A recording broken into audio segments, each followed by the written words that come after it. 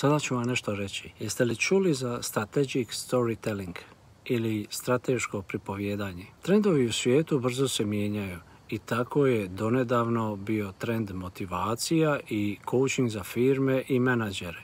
No eto, kao što se sve rotira, sada su kompanije shvatile da ne mogu bez radnika u ulaganja u njih i njihovu edukaciju, pa su masovno počeli sa coachingzima i motivacijom radnika, to je svih zaposlenika sa osnovnim ciljem zadržati i motivirati svakog radnika.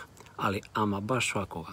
Od čistača do direktora, te staviti svakome do jasnog znanja koliko je važna svaka pozicija zaposlenika, kao i svaka osoba koja radi za neku kompaniju.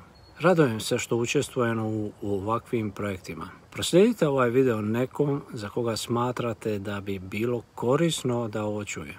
Zdravi i veseli bili. Vaš trener.